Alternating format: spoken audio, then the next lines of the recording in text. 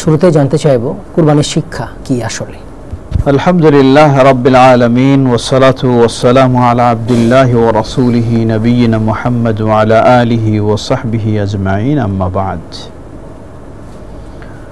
ফাআউযু বিল্লাহি মিনাশ শাইতানির রাজীম।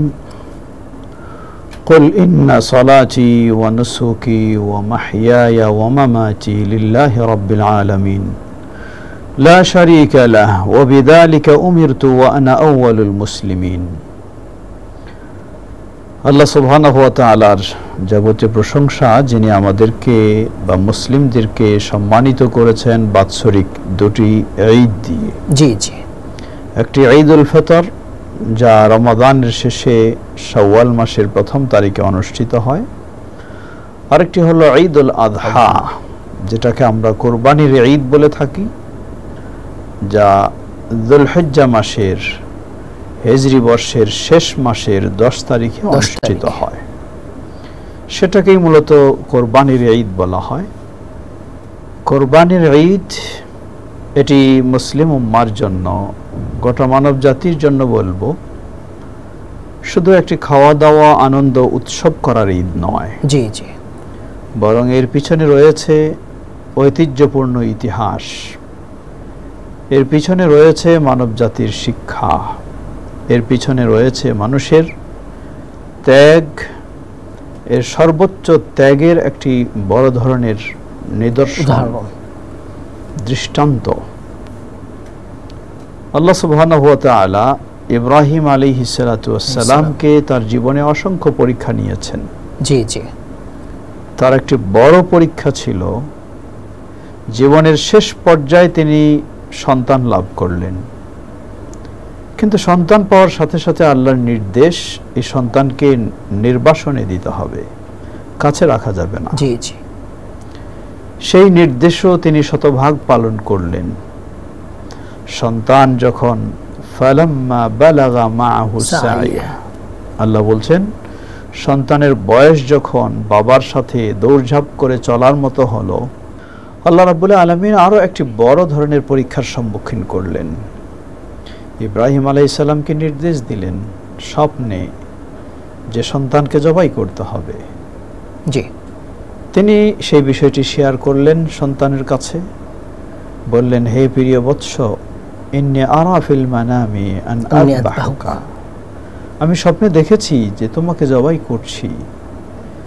তিনি যেন স্বপ্ন বলার মাধ্যমেই তার কাছে জিনিসটি উপস্থাপন করছেন, তুমি কি মনে করো? ফানজুর মাযা তারা, কি তোমার মতামত বলো। সাথে সাথে যেমন বাবা তেমন সন্তান, আল্লাহর পক্ষ থেকে নির্দেশ এসেছে, বিলম্বের কোনো সুযোগ নেই।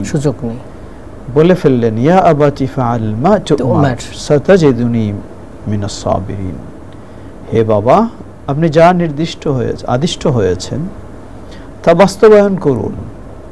আমাকে কখনো এর বিরোধী পাবেন না, বরং আমাকে আল্লাহর এই নির্দেশ পালনে ধৈর্যশীলদের মধ্যেই আমাকে পাবেন। সুবহানাল্লাহ, সুবহানাল্লাহ। এ ছিল কোরবানির মূল বিষয়, যেখানে মূলত আজকে পশু আমরা কোরবানি করছি। আল্লাহ আমাদের জন্য এটি অনেক সহজ করে দিয়েছেন।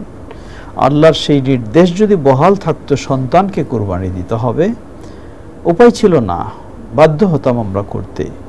কিন্তু আল্লাহ রাব্বুল আলামিন আমাদের জন্য বিষয়টিকে অনেক সহজ করে দিয়েছেন। সুবহানাল্লাহ। তো সেই কোরবানি আমাদেরকে শিক্ষা দেয় যে এর পিছনে অনেক ত্যাগ রয়েছে। ইব্রাহিম আলাইহিস সালাম যখন আল্লাহর নির্দেশ পাওয়া মাত্রই ব্যবস্থা নিলেন, আল্লাহ রাব্বুল আলামিন তাকে ডেকে বললেন, কাদ সাদ্দাকতার রুইয়া, হে ইব্রাহিম, যা তোমাকে স্বপ্নে দেখানো হয়েছে, তুমি এক্ষেত্রে বাস্তবায়নে কোনো দুর্বলতা প্রকাশ করনি, তুমি সততার পরিচয় দিয়েছ, বাস্তবায়ন করেছ তোমার স্বপ্নে। আল্লাহ রাব্বুল আলামিন সেটাকেই একটি প্রাণী দিয়ে রূপান্তরিত করে দিলেন। জি।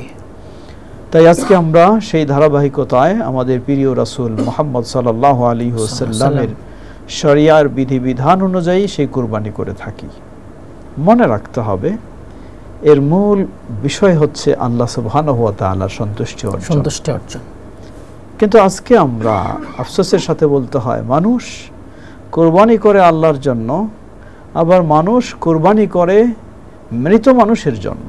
মৃত মানুষের জন্য অসংখ্য মানুষ আমাদের দেখা যায়, আমরা দেখি বিশেষ করে ভারত উপমহাদেশে, যারা বিভিন্ন অলিয়া উলিয়ার নাম দিয়ে, বুজুর্গানে দিনের নাম দিয়ে, গৌস কুতুবের নাম দিয়ে, পীর মুর্শিদের নাম দিয়ে তাদের কবরে, তাদের মাজারে গিয়ে সেখানে পশু কোরবানি করে, সেখানে জবাই করে।